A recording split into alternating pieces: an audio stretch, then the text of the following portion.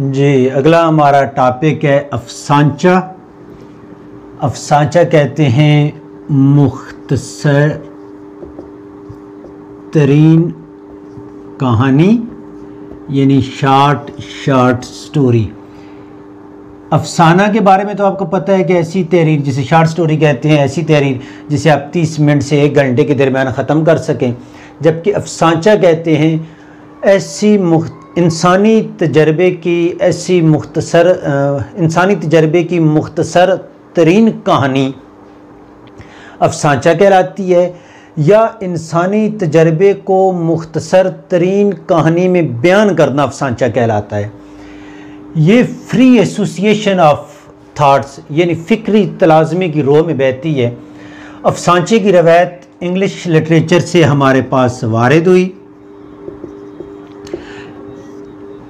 मुख्तसर लिखा गया, इसमें 5-10 जो है वो लाइनें भी हो सकती हैं, 4 लाइनें भी हो सकती हैं, 1 पेज हो सकता है। इससे ज़्यादा ये तहरीर अफसांचे की नहीं हो सकती।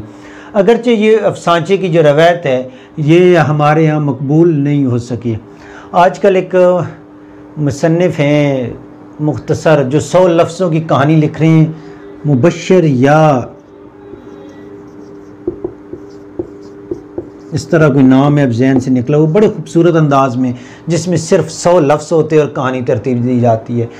मामला ये हुआ कि दास्तान जो थी वो पहले बहुत तवील तर थी। दास्तान मीर हमज़ा के बारे में आता है 17,000 सफ़ात पर मुश्तमिल थी।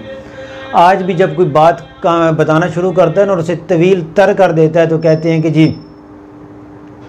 क्या दास्तान मीर हमज़ा खोल के बैठ गए हो, मुख्तसर बात करो। जब इंसान की ज़िंदगी मशीनी दौर में दाखिल होती चली गई तो ये जो तहरीरें थी, किताबें भी मुख्तसर और अदबी जो असनाफ़ थी वो भी मुख्तसर होती चली गई। फिर नावल आया, फिर अफसाना आया, अफसाना से अफसांचा आया, फिर बात पहुंची वहाँ तक 100 लफ्ज़ों की कहानी तक, तो अफसांचा। लेकिन उर्दू अदब में इसकी पजीराई उस तरह ये जो सिन्फ़ हासिल नहीं कर सकी। अफसाना जो है बहरहाल कायम है और ये चल रहा है।